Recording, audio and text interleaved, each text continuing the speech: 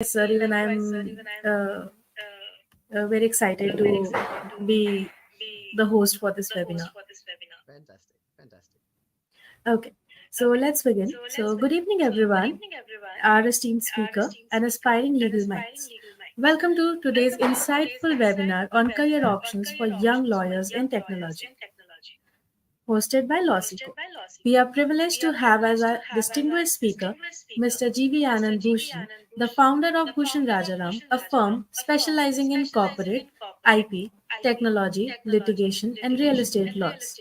Sir is a legal luminary with over 20 years of extensive experience in corporate, IP, technology, and real estate. His remarkable journey includes serving as a general counsel and board member of. Maratha, your voice is doubling. Can you just check? Yes, I could also hear my voice. Is there a YouTube link open for you? No. Okay, Sir, go. is a YouTube link open at your end? No,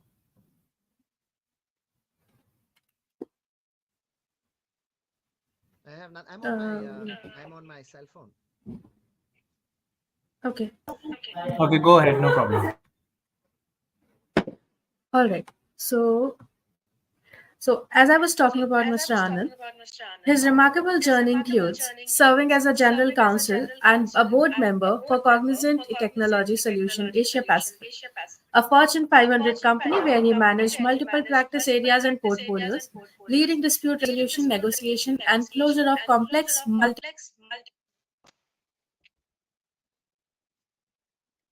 Okay.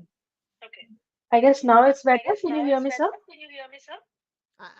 It's crystal clear. Please proceed, Manyata. Okay. So, Mr. Anand's credential extends to his role as a founder partner and head of Shuttle. Ritesh, I'll just leave and join back.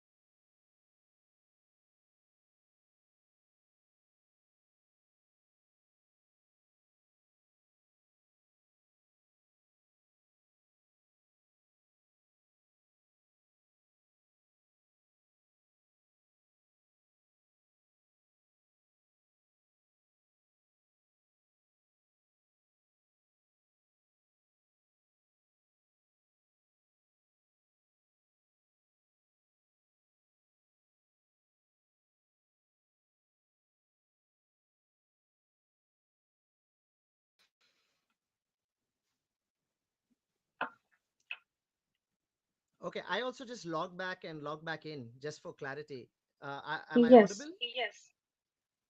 Yes, so you're audible, but I can still hear my voice back. If it's any consolation, I can't hear any echo. When you're speaking, I'm not hearing any echo. You're sounding perfectly clear. Yes, but I'm hearing my voice back. That's so Are you on strange. speaker? I am. Yeah, it's a video call, right? Of course, I'm on Yeah, speaker. maybe you Yeah. can plug in from your phone if it's possible. This is my phone. Maratha, no Okay, problems. You so can just continue with the live stream. No problem. okay. Go ahead and take it. You've been muted, Manyata. You've been muted.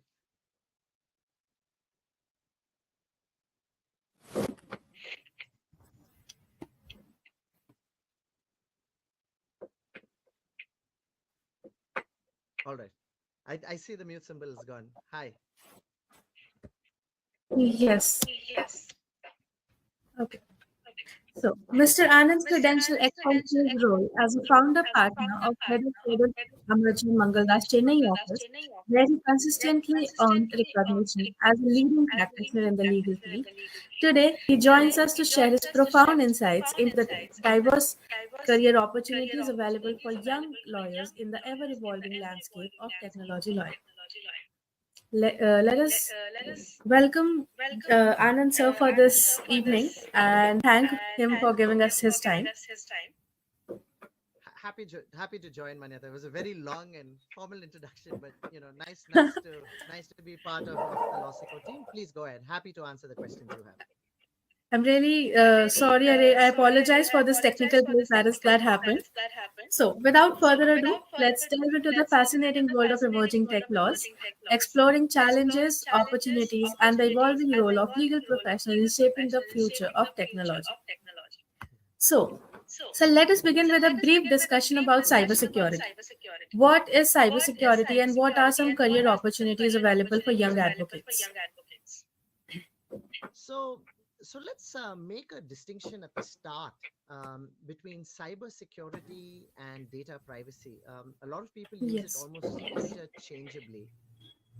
So cybersecurity is a completely different field, right? And there it's dominated more by the technology folks rather than the lawyers. So that world, and if you're dual qualified, that's great, right? But that world is threat assessment, threat prevention, securing. It's essentially pre-threat analysis and then post-attack remediation plans. Most lawyers don't know how to do that. I don't know how to code. All right, so there are very few lawyers, right? The few like the patent lawyers, right? They know the engineering part. They know how to draft like lawyers. So if there's such a lawyer, that's great. But in 9 out of 10 cases, you don't see as many lawyers in the cybersecurity space per se. There's a very narrow field where they come in, and that comes up where there's an internal investigation happening, right? So if there's an internal investigation, you're taking in evidence, you're cross-examining your own witnesses, you're building up a case to see what happened. Was it an external threat? Was it an internal threat? So if there is an investigation component, or two, if there is a regulatory interface, like if you know if there's a hacking that happens in India, you're supposed to notify certain regulators, cert gets notified. So if there's a regulatory interface, and the third, perhaps most common, is when there's litigation, right? There's actually clients, subscribers, consumers, somebody actually suing you. So in the whole world of cybersecurity, in these three narrow domains of investigations, regulatory interface, and probably litigation, which almost all three are post facto actions. That's the limited role of the lawyer, typically in the security space. I'm sure there are notable exceptions, but technology being what it is, it's the technology guys who dominate. But if your next question is, what about the privacy space? That's a much different answer, right? But I'll wait for you to come to that point in your discussion. So that was precisely my next question. That what is the basic difference between cybersecurity and data privacy? So secure, the first time I heard this 10 years ago, right, when the GDPR was still a directive principle, it was not even out. I had a good attorney on my team explaining it, because the common impulse is to use it interchangeably. So the way I would look at privacy is it's very individual centric, right? If it's typically, the test I would use is privacy is tied typically to a data subject, and I hate buzzword, so let's use plain English. Like, it's tied to an individual. Is it my credit card information? Is it my fingerprint? Is it my Aadhaar card number? Is it my passport card, my credit card information, my blood group? So typically, if there are personal identifiers, and the buzzword here is PII. When you speak to privacy guys, every third word is an acronym. So basically, if it's personal information, religion, race, orientation, parental name information, that that's the world of privacy, and it takes you in a whole different place. Cybersecurity is, network architecture, security of your systems, passwords, dual factor authentication, anything to keep it safe and secure. I'm trying to come up with a simple analogy, right? Maybe the lock on your house would be the closest analogy to cybersecurity. It keeps your house safe. And privacy related aspects are everything that's inside, the confidential information, your bank, your passbook, your passports. And that's the simplest non-geek analogy I could offer. So can we say that cybersecurity is an umbrella term under which data privacy can fall? You could. That would be fair. I would say it's almost a parallel world, but there's a strong overlap as well there. Yes. Okay. So what are some career options in either of the fields? Right. So especially with the new data protection bill, right? Depending on the size of the company, and I would read both, not even bill, the act, the DPDP Act, read along with the information technology rules. There's so much of hiring that's required. You need now chief compliance officer. You need a grievance redressal officer. If you're a significant data fiduciary, you need a chief privacy officer. So there's so much of hiring that is going to be done, and or is in the process of being done, just to maintain regulatory compliance. Now, what that means is, and compliance is becoming very hard also, right? There's Companies Act, there's IT, everything. There's the regulators from Competition Commission to RBI to SEBI to everyone is become very alert. So there's going to be a lot of hiring. The trigger for a lot of the hiring is a lot of the new acts that have come about, especially in the last 2 to 3 years. And that leaves the field wide open because they're going to be hyper specialists, right? Why hyper specialists? So imagine you start talking about SPDI, PII, privacy impact assessment. Like 8 out of 10 lawyers would be like, speak English, speak something, Right. not so. So I feel the world of privacy and security it'll be a highly specialized field. A regular lawyer can't do a patent filing. I can't do a patent filing because I'm not an engineer. I would not be able to draft a Hmm. claim scope. Like I can do copyright law, I can do trademark law, but I can't draft a claim scope because you need that engineering background. So similarly, I feel the privacy world is fast evolving to a world of hyper specialists. So when you use words like have you traced the TCP IP address, if you're able to do the privacy impact assessment, you're able to do a threat assessment, all that language, they'll be able to answer and support the business much better. So these terms basically looks like more inclined towards technology rather than the law. Very Cedric. And this is where I will tell, for the law firm practitioners, right? Because we have a career focus here. Um, 80% of the high-end billing is being captured by the accounting firms. Um, I'm going to Right. assume I'm talking more to the lawyers here than the accountants, all right? And I know this is being publicly streamed, but it'll shock you to know how much the big four is dominating the space, and how little of it is actually being serviced by the law firms and the lawyers. And the number one reason is your reaction, right? You said this all sounds so technology based, right? I mean, and lawyers, we don't like maths, and we usually don't like engineering. We typically don't. It's why we're lawyers, right? Whereas these accountant guys have figured out the game. They sit down, they understand it. So the meat of a transaction, right? So what do lawyers do in the privacy world? We draft the privacy policy, we draft the terms and conditions. If there's a data breach notification, we do that, the regulatory interface and all that. But the main meaty part, right? If you're doing consulting, you're looking at billable hours, you're looking to build a technology practice, you should be able to go to a company and say, let me do a privacy impact assessment for you. Whether you're doing technology MSAs, whether you're doing, you're an IP licensing type company or a SaaS company, you're a pharma company, it doesn't matter. The way you handle client data, the way you process that data, the way you save it, store it, I'll be able to send in my team, analyze it, do that privacy impact assessment, and based on that, draft your policies, draft your audit systems. Now that's a 360-degree advice, right? Very, very few firms have the capability to do that. So if you ask me, if I'm a young lawyer listening to this, and I'm looking to be different and distinguish myself in the market, I'll perhaps try to understand how to do a privacy impact assessment. Everybody can draft a terms and conditions document, right? You go Right. online, you search three, you customize it for you. It's a 2-minute job. But if you can understand the technology, do that impact assessment, and advise them on their real world threats, clients value that. Clients are able to identify such specialists, and those are the relationships that really last. Right. So, sir, where are these students supposed to learn these skills? Because there is a huge gap between, practical function of it and the education that we're getting in law schools. And this act per se is so new that the advocates who were like who graduated before 21 won't even So I would say have that's a studied blessing, this. right? So that's a blessing, right? Now, if I'm a young lawyer, right? Like when I was graduating, the Information Technology Act had just come out, right? 2000.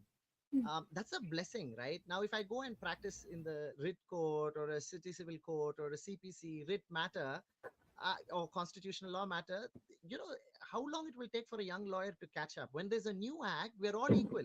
The most brilliant 20-year-old guy, 30-year-old lawyer, you're equal with that person, right? Because you're all seeing the act for the first time. You're all applying your mind. And honestly, the DP, the bill is, or the act, as I should say, it's 21 pages. It's very simply drafted. It's very easy to understand. And but if you're looking to supplement it, right, if you're a younger lawyer, just choose your right internships. Number one, work. You just need to do the work. There's no shortcut to it, right? Do those, you know uh, I had the luxury of a college which allowed us to work from 2 in the afternoon. Classes ended at 1:30, and you eat a quick lunch, and then you could work for almost an entire day.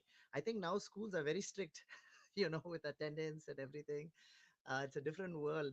But the all of this is practical experience. But if you don't have the luxury of practical experience, you have so many trade bodies set up. I think I'm trying to there's the Privacy Association. I'm trying to remember its full name. They have very active privacy associations in almost every state.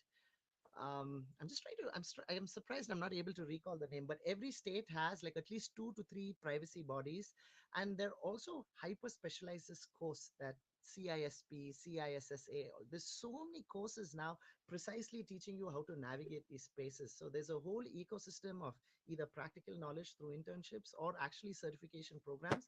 A lot of it is also available online.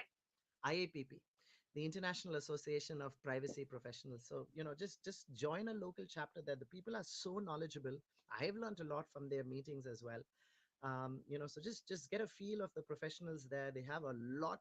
I think part of the IAPP chapter requirements is bi-monthly meetings with knowledge sharing. I can't think of another group that does the knowledge sharing so transparently or so openly or so rigorously than the IAPP folks. So that will be a good starting point for youngsters. So first of all, the outlook that you gave, that every person is on the same level, like it's a level playing ground. That's an optimistic way to it, and I've never thought of it in that way. So that is new for me, first of all. And second of all, Are yes, I you a agree to student what. yourself, Manyata? Are you a graduate, recent graduate? What's your background, if I may ask? Sir, I have completed my BLLB and LLM. Oh, okay. And LLM as Yes, well. Okay, excellent, excellent. When was the yes, graduation for your LLM? Oh, okay. So all fairly recent. Yes, please go ahead, yes. Manyata. Right. So even I am a young advocate who'd like to like learn. So even I am a listener here. Right. Right. Yeah, and I hate learning. Okay, I'm a professor at Jindal. Incidentally, I teach like 3 master's programs there. And I'll tell you what, I hate learning unless I have a deliverable. It's hard, right? Like my grandfather used to would dedicate 3 hours, whether he had a case or not, whether he had a hearing or not. He would sit, and I can't do that, right? It takes a lot of discipline, but you cannot get around studying. Okay, so that's the horrible truth. Okay, you cannot, Yes. especially in technology law. It keeps changing, right? The technology changes, the regulations changes, the international response changes. So find a way which will force you to learn, right? So I found out, like, for myself, because I hate structured learning, just volunteering as a visiting professor and facing like 30 anxious young faces with 100 questions forces me to do my homework, right, before going in. Or paper publishing, right? It's not so hard to get published now. There's so many sites, there's so many blogs, there's so many journals. So if you're creating, right, if you're reading, it's just passive. How much you've understood, how much you've retained, you really don't know. But if you start creating deliverables, whether it's through teaching, whether it's through publication, when it forces you to learn, and you have a measurable yardstick, and you get tested, right? If you're writing something and publishing it, 30 comments will be like, what rubbish are you writing? So that also keeps you honest in the way you're learning and upskilling yourself. So try to put yourself in a position where you're forced to study. So, so this is my way to put myself in that situation, Yeah, see, there you go. to come in Yeah. front of seniors like you and ask questions on Yeah, you behalf have of to do my some homework, counterparts. right? Yeah, you have to do homework, Yes, right? To ask on. right. Yeah, so that way, that's a good way of forcing yourself. So, force yourself into those healthy positions that, make you upskill. Yeah. Yes. All right. So after this interesting conversation, let's delve into our basic topic of today's, and let's discuss the specific areas of tech law. Let's first discuss about the e-commerce part. So what are some key legal challenges faced by e-commerce businesses today, and in what ways the legal landscape, for e-commerce evolved in recent years? Right. So I'll give you the blunt answer, right? uh, or let me try to be more diplomatic. The rules change not necessarily for consumer protection or what's the best business outcome. A lot of our e-commerce regulations are driven due to a protectionist impulse. So whether you call it a protectionist impulse or you say they're trying to be fair to the mom and pop kirana stores, I'll let you phrase it however you would prefer. But because of this contradiction, right, fundamentally you're trying to protect a certain business and at the same time you're trying to liberalize another. It's the whole government intent is inherently working in a contradiction. Or even if the most charitable way you're trying to do is it's trying to get the best of both worlds, so the regulations keep changing. Okay, so what is a marketplace model, what is an inventory model, how and which company holds the inventory, what are the FDI and FEMA repercussions? All of that keep getting tinkered, and will not stop getting tinkered, right? Because as long as we have decided that multi-brand retail is not going to be fully privatized, you're not going to allow automatic FDI entry, you're going to have these rules keep coming in, and companies are forced to adapt and change, right? So one is the bedrock of e-commerce itself. um, and if you notice, that's a great space, not so much for in-house counsel, but external advisors, right? Because those laws change, and that's typically work that goes to the external law firms. Okay, so this is a new regulation. If I'm not allowed to house inventory in a wholly owned subsidiary, it has to be an arm's length transaction. How do I get around this marketplace model? Am I an inventory based model? All of those questions, typically, if you're an external law firm advisor, that's a good space to update your knowledge. It's a combination of FEMA, FDI rules. But there's also a lot of tech laws coming about, right? Like, I don't know if you remember that tokenization, credit card information. And haven't you noticed I now they do. don't save your, a lot of the websites don't save. So you have those very sector specific laws and regulations. If you're doing it through e-commerce and payments, for example, fintech, there are data localization requirements, and some come from RBI, some come from the Information Technology Act, some are just standalone regulations like these tokenization requirements. So there's a lot of work there. But if you ask me, e-commerce, they don't have large teams. I may be wrong, but the last I checked, typically the large e-com players have under 30 lawyers, 35 lawyers. Just to give you a sense, the Indian IT companies, right? The L&Ts, the Cognizants, all of them, they're in the hundreds. They're in the hundreds and hundreds of lawyers. You talk about banking, for example, they're like 300 plus lawyers, right? Because there's a lot of routine work. You have to disperse loans, you have to evaluate titles, you have to license, or SaaS-based companies and all that. So that is more, that world is more suited to in-house world. A lot of the e-commerce regs, because they're so complex, they're so specialized, they need so much. I would say a lot of that work is targeted, and they do seek out a lot of external law firm advisory for that. But and I don't see that changing. It's going to become more and more complex as the government tries to balance it, right? You're trying to be protectionist and you're trying to liberalize, and there'll always be a interpretation issue. Right. So you said that uh, a major scope with respect to e-commerce is in external counsel related jobs. So how do our basically the listeners or young advocates such as me initiate our journey and we reach there? So I'll give frank advice, right? I'll give frank advice. Okay. And some of it is, not too heartening to hear. There are only 3 4 e-commerce companies, right? That's the nature of the beast. If you're talking about the marketplace model, what is it? It's Flipkart. It's the Walmart back Flipkart. Amazon. There's Amazon. There's literally so few players.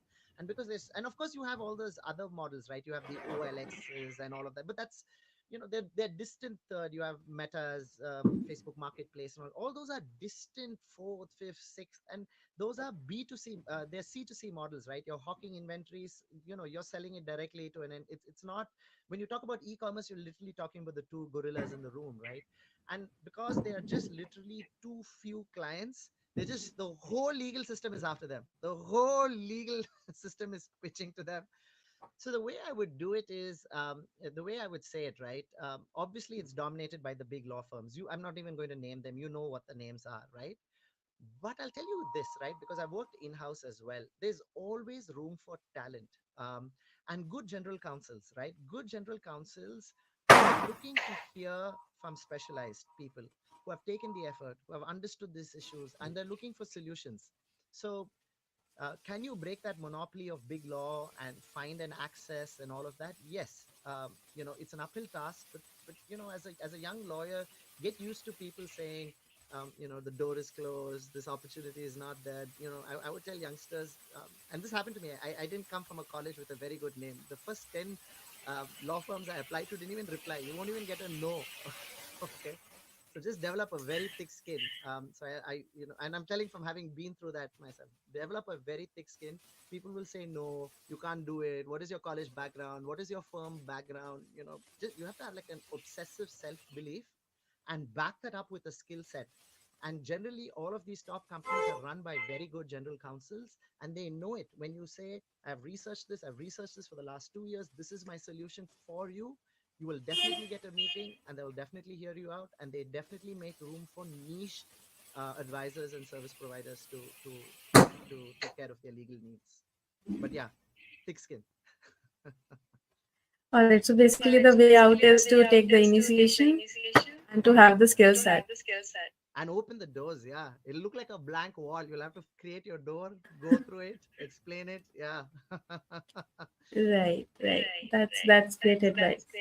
Okay, so having talked about e-commerce, let's shift our focus towards AI since it's basically the elephant in the room. AI is emerging and uh, it is creating a lot of issues like Right. everywhere.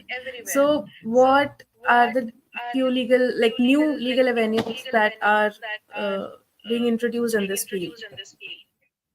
So, it's such a open-ended question, right? Because it can actually turn everything upside down, right? So labor laws can change, intellectual property laws can change, privacy laws can change. Let me give you an example for intellectual property, right? I don't want to get too technical, but I'll just give you an example. For a AI LLM language model to work, it has to be trained on a data set, right? So it goes around crawling. It's just like a Google search engine. For Google search engine to work, it has to create a meta file and index, and it's crawling, it's trawling. They used to call those web crawlers. Even AI works kind of similarly, where it's training, and that data belongs to other people. It belongs to newspapers, it belongs to art houses, it belongs to music companies, but it's happily trawling and processing that data. And when you go to its website, it's generating content for you. So intellectual property laws have to address these issues. Is that fair use? Is that copyright infringement? Is that reverse engineering, right? So a lot of changes there. What are the privacy impact assessments, right? Now you have right to be forgotten, right? You have a right, if you notify and tell them remove my, can you do that to training models? Like in a search engine, it's just an index, it's a line. It's very hard, but it is implementable. A language model is a lot more monolithic. So if you ask me, it can change everything.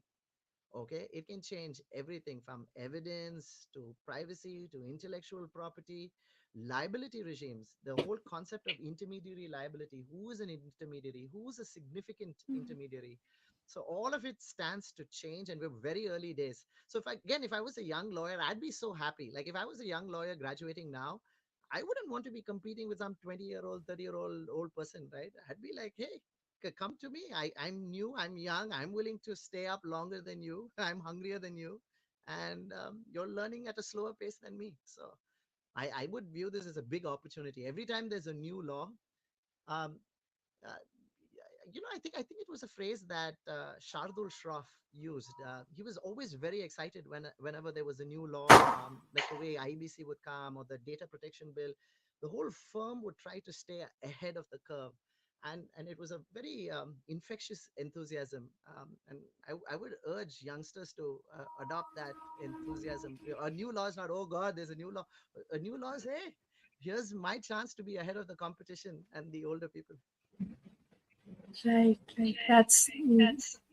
That's completely correct. I cannot rebut that. But it's not easy, okay? So that's the difficult part, right? It's easy to say, right? So it feels crap, Yes. right? But rather than carrying someone else's bundle, okay, and taking adjournments, or then doing some painful draft which isn't redrafted by your senior and redrafted and redrafted and redrafted to something very similar to what you drafted in the first instance, so wasting your time in that cycle, might as well be a little entrepreneurial, right? Take a little risk, fail. It's okay. Take a little risk, fail, make mistakes, own up to those mistakes, and it'll be a rough 3 years, but then you'll emerge it much stronger out of. But it's risky and it's hard work. In the last 30 seconds, you spoke the mind of every young lawyer. Yeah, yeah, we've all done that, no? Yeah. Right. Okay. So, like with respect to AI, what are some crucial skills that a young professional can focus on? See, so I always tell youngsters this, okay? The basics of law don't change. This is what I teach even in the general law school, right? I teach a class on emerging tech. The law is very simple, okay? There's a set of harmful outcomes. Any law, you take any law, perhaps with the exclusion of tax, okay? With the exclusion of tax, you take any law. And for the purposes of this example, we'll take the penal code, criminal law. We'll take criminal law, we'll take intellectual property, and we'll take privacy. Completely different worlds, right? There'll be three guiding principles. You will want either a desired outcome or you'll want to prevent a bad outcome.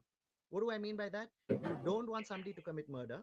You don't want somebody to exploit someone's personal information. You don't want somebody copying or duplicating someone else's works. So there will always be philosophically a set of positive outcomes, or you're trying to avoid certain negative outcomes. That's the social impetus for all laws.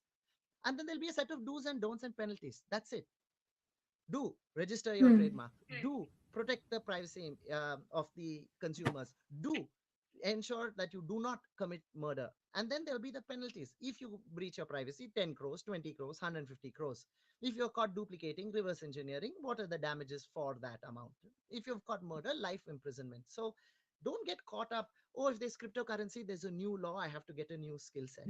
Oh, if there's NFT, I have to. No, it doesn't matter if you're in crypto. It doesn't matter if it's drones. It doesn't matter if it's GPS mapping. It doesn't matter if it's artificial intelligence. It'll come down to the same things. Um, i- Anybody who's just Googling, right? Just look at the US executive order. It's very simple. It's like some 12 to 14 pages. You can just skim through it because half the rules have not come out. What is it trying to do? Or if you take even the European Union Artificial Intelligence Act, right? What is it trying to do?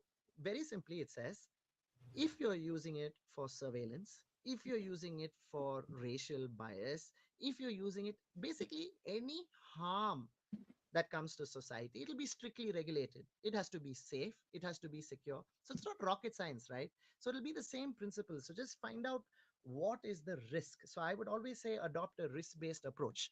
If you're doing competition law, what is the risk? You should not have a monopoly, you should not have abuse of market Hmm. position, you should not abuse your market dominance. So what is the outcome for that? No cartelization, no price fixing. So like that. So what is it, the risk for artificial intelligence? The risk for artificial intelligence is safety, racial profiling, privacy risk. Are you copying, duplicating, reverse engineering? So once you get that approach, you'll find for a lawyer it's the same skill set. It really doesn't matter. Don't get caught up by the buzzwords, the terminology. Certain fields, no doubt, and I said it at the start, the world of privacy and the world of patents requires hard engineering, right? Because you have to draft the claim scope. You'll have to understand how that impact assessment works. But in the world of artificial intelligence, you will not be coding, you will not be programming the language model. In fact, they will come to you with the LLM and you will decide, is it going to be a closed license? Is it going to be open source?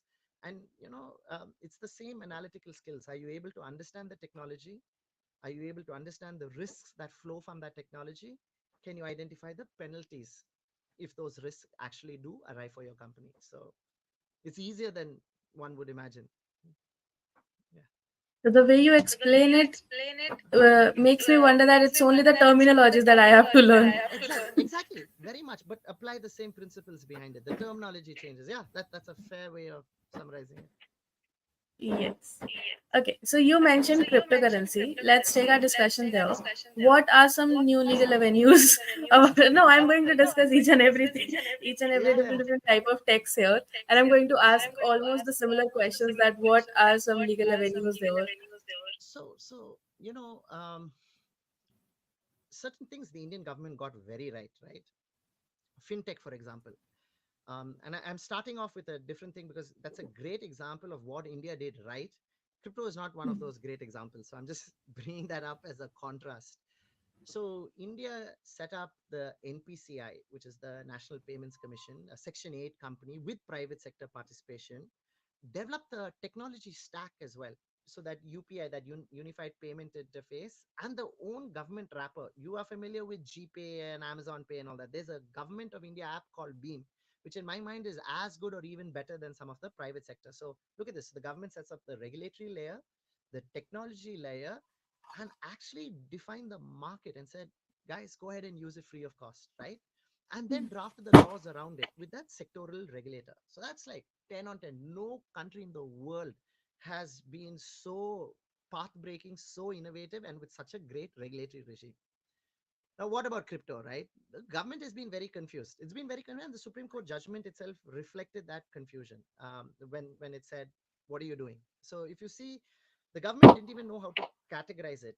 Sometimes if you see the regulations, RBI's notifications, they called it a commodity. So is it a commodity? Is it a currency? So basically, even how you identify this beast is not clear. And the government tried many things, right? There was so many draft bills, leak bills, all of that, right? It didn't come out with and there was a lot of things in brackets. It was the Cryptocurrency Prohibition and Regulation Act and all. There were many titles that were explored, but they never took a stand. What the government kept trying to do was ban it. They prevented banks from dealing, but they didn't ban like cryptocurrency per se. First, they tried to tax it, which is what we love to do. And second, they tried to prevent banks from dealing with it and try to force exchanges to shut down. And that's when the exchanges ran to the Supreme Court.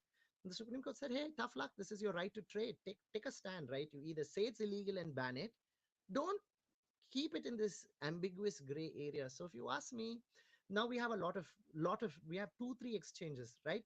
Let's not name names, but you know them. They're very prominent exchanges and they're constantly looking for advice. How do I settle? How do I redeem currencies? What is my security risk? What is my regulatory risk? So there's a lot of work. So as long as you have exchanges in India, and now that it's being taxed, hopefully there's some way of, you know either the government, there's a lot of talk of a digital currency and all that. That's completely different from cryptocurrency. The whole concept behind it is very different. So I feel there is a future for it. I think it would be there's a lot of risk also, right? There's hawala, there's the dark web, there's illegal transactions, so it comes with risks. So if India figures out a way to harness the tech and yet mitigate the risk, I feel there's a role for this technology in our country, but it is a double-edged sword. And it's easy for me to say harness the benefit and curtail the risk. That it's very hard to implement. It's easy to say, hard to implement. But if the government can figure that out, I doubt they're going to close 2 exchanges and all now, right? You'll be sending the wrong message. You're talking about ease of business. You're talking about innovation. You're talking about make in India. Why would you shut down innovation in fintech? So any lawyer can Google what are the local cryptocurrency exchanges in India, do at least a couple of internships there, see how the market works, what are the new challenges, and there's definitely a future there. So there are people who are working in crypto in India right now. A lot. The local exchanges. So like the way we have in America Coinbase, some of them I've worked with, so I just don't want to name some of the companies, but there's several. When I say it's an exchange, cryptocurrency is kind of like a share, so I would not call it a currency per se, because you can't buy anything, because the price fluctuates so much. So even though we use the phrase, and even though theoretically you may be able to buy it, it actually works like a stocks and shares. And how the stocks and shares, how do you trade it? You go to something like a Zerodha, and you buy something, right? You buy the Nifty index, you buy the BSE Sensex index, like that, right? So typically you'll log into one of these sites. They're based in India, some are based in Dubai, but they're Indian owned. Venture capitalists are funding these Indian companies. They have large legal teams, they have sophisticated legal teams. And it's a whole sector. Yeah. So there is also this crypto mining. Like you talked about crypto trading sort of thing, that exchange you talked about, but there's also crypto mining, and then there are a lot of legal concerns that are there about that as well. There are no legal concerns about crypto mining. In layman's terms, you mine a coin through computing power. All right, so nobody's physically with a with an axe mining away. You're just using processing power. I need to check. Okay, the last time I checked, there was a small return on investment because electricity prices are so high in India. The Yes. price we pay for our graphics cards because of duty and import, we pay 35 to 40%, and particularly graphics cards are very good in mining. So by the time you set up your rig and you do your mining and all that, the profit you make after electricity and hardware costs was next. So if you're asking how people do crypto mining profitably, typically they set it up on a solar grid. They set it up on a solar grid, and it's huge farms, so they have economies of scale and all of that. I mean, there's no future for crypto mining in a lawyer, I mean, unless you're setting up a solar farm. And Okay. I would we're treating them as professionals, entrepreneurs, no doubt, entrepreneurs, but there are easier ways to make money than trying to do crypto mining. So there's no like almost next to no career in No, I'm data, sure you can do this anything. Like crypto mining. you can be a pig farmer and make a lot of money, right? People are turning to hydroponics and farming and all of that, right? So you can take the worst or the most unimaginable profession in the world, and if you become the best at it, you'll make money. Okay. I also Yes. believe in probability, right? If you're a young lawyer, the way I would think about it is, what is the least amount of competition and the highest probability of success? So in that world, I would focus on crypto regs, privacy regs, the regulatory advice. I'm a professional, right? Why do I want to incur capital cost, sunk cost, all of that? But again, there are different entrepreneurs, there are different ways of doing it. I perhaps would not. So basically, you're saying that a young advocate should learn the regulatory part of it. Yeah, because that's your bread and butter, right? Like, how do you look at yourself, right? Maybe this is a good segue to understand the legal market, right? Like, I'm old school, right? And the way I looked at myself is, I'm a professional and a part businessman. My business aspect is only to the extent that I run a professional services firm, meaning it has to be profitable. It should be profitable for the client to engage me. It should be profitable for myself, that I should be servicing the client at an appropriate rupee amount. That's the limit of my entrepreneurial ability, right? But there's a whole sector, right? And this is a good time to acknowledge them. Legal tech is just exploding, right? Whether it's tools for e-discovery for US professionals, whether it's contract analytics, whether there's software for due diligence. So rather than doing things like crypto mining and all of that, if you're truly entrepreneurial, if you have the ability to tell a story, if you have the ability to raise money, I would you understand technology better, like things that does not require too much of hardware, right? Hardware is capital expense. Software is people, right? People code in the end of the day. So if you can form the right partnerships, right alliances, I know some really successful friends. I have a very good friend who quit a UK law firm. He was doing very well. He worked in London. He was working in Hong Kong. He quit. He's starting his e-discovery firm. He's programming it. He's designing it from the ground up. It's a compliance tool. And there's a market for it, so if you're entrepreneurial, right, uh, figure out, can you raise money? Are you able to tell the story? Are you able to then capture the market? Are you able to prototype and go to market? And then you're not just a professional advising on regulations. So yeah, keep your eyes open and play to your strengths. Definitely, sir. So, what are some regulatory compliances? If we have to list them out, what are some regulatory Okay, so compliances? compliance world again. I think you're focusing too much on that. It's obsolete already. I'll tell you why. Can you know what is the assuming you're going to a Fortune 500 company, or forget Fortune 5, you're going to the 3,000 largest companies in India, right? Those are the companies that can afford to pay you well. Almost 80% of them are going through the automation route, meaning whether it is PF, ESI, payroll, gratuity, insider trading regulations, your MCA compliances.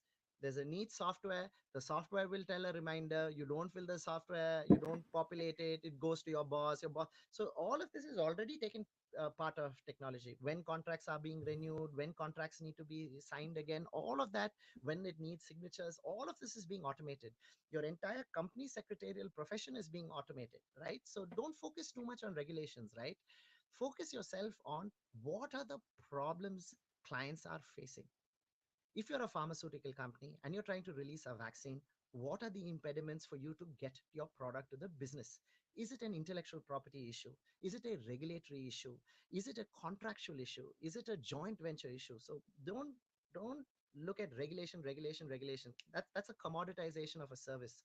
If you're sitting and if you're an external lawyer and you're servicing a client, they will tell you what is their legal problem. That's secondary. The client has a commercial goal. They want a product to market, they want a building built, they want to release a medicine, they want to license a software. It doesn't matter. Find out what is their commercial goal. The lawyer who helps a client achieve their commercial goals, that's the indispensable lawyer. That's the lawyer in the boardroom. That's the lawyer that clients keep going back to. Right.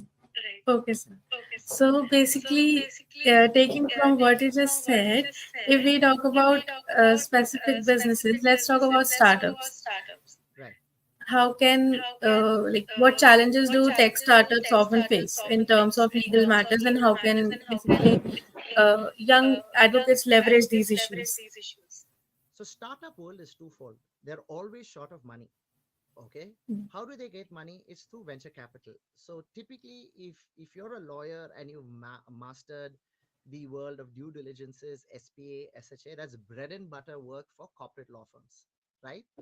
The cheapest due diligence is now 5 to 10 lakhs. You go for the smallest deal, the most mid-tier, smaller tier boutique law firms, you're talking about lakhs and lakhs in legal services, right? So number one, they're always short of money, and you want to understand transaction documents like the share purchase and share subscription agreements and the shareholders agreements. So you're helping them get money. So that's like 50% to 60% of the startup world, and because that's the number one problem.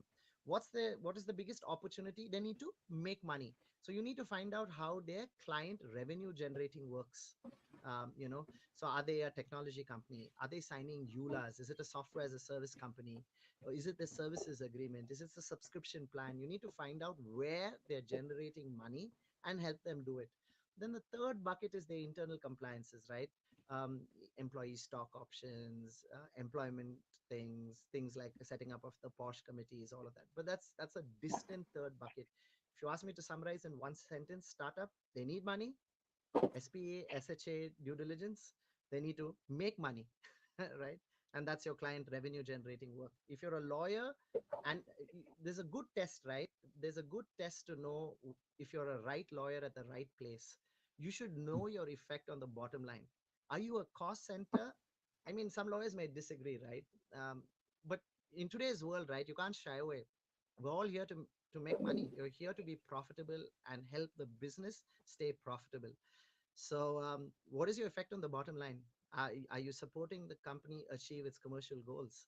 Is your work directly reflecting on deals closed, projects won? Are you handling RFPs?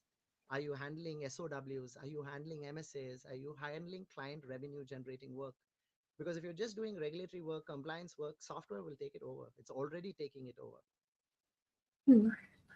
So when we talk about technology, we cannot say that it can be limited in a boundary or a territory. It has effects that are cross boundary. We have briefly discussed about intellectual property and patents. So what are some international ramifications of these tech laws? Like every country has their own tech laws. Yeah. So how does an advocate navigate that? So again, it's an opportunity, right? You know, I'll give you so I'll address the problem. I'll address the opportunity, so that way the students will know how to capture that.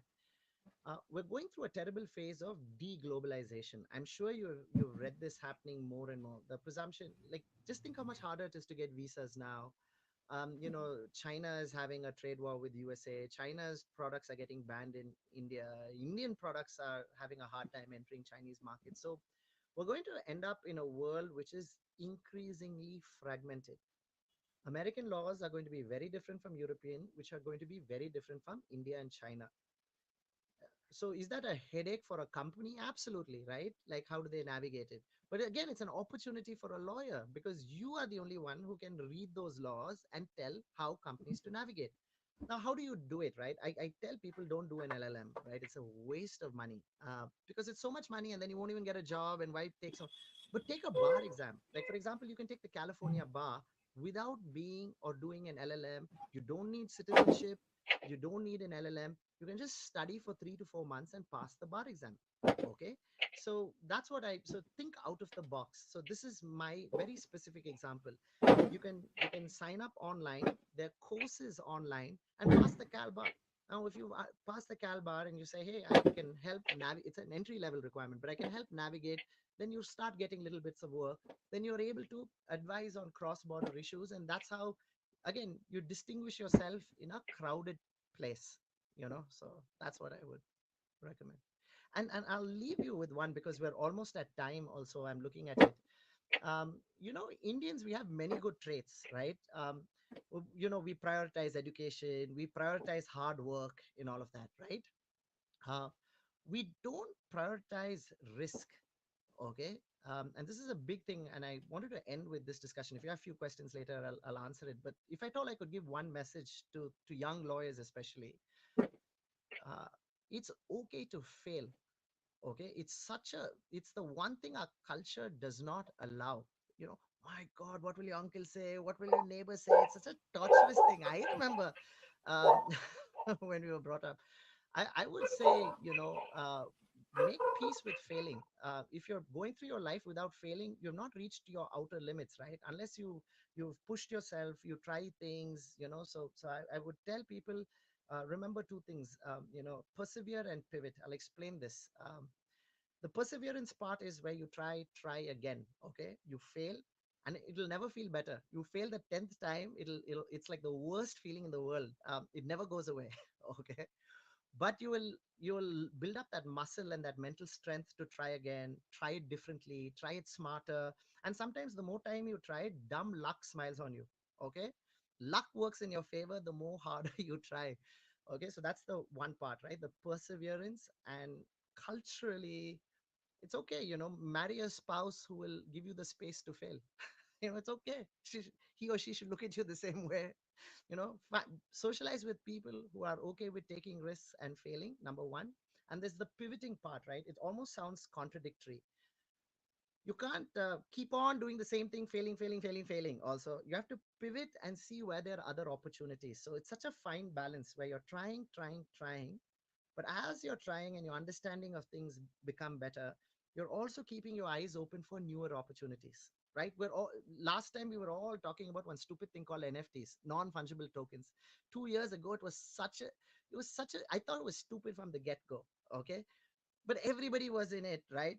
So now imagine if you were one of those people in that NFT space, you will be having to pivot. You'll have to pivot into something else. So maybe you're pivoting to AI, maybe you're pivoting to drones, right? So always do that, right? So persevere, make peace with failure, but also, pivot, you know, keep your eyes open for new opportunities. And that's the entrepreneurial side of you. I see you're smiling. Is that too much? was that a little too much? You're on mute, Huh. Manyata. It definitely is not too much. I have learned a lot. I am taking a lot from this webinar. So that is true. And when you speak like a mentor. So I think the so that professor is told us like definitely, it over the last 2 years. so maybe that reflects, and it is really good for me and for our listeners. That is a very good thing. Excellent, Manyata. I'm glad I Yeah. was part of your session this evening. I am glad, and my whole team in LawSikho is glad that you were here, and I'm sure our learners are also glad that you were here and you shared your wisdom here. Excellent. Have a great evening, Manyata. It was such a pleasure. Bye bye. Thank you, sir. Thank you. Likewise, sir.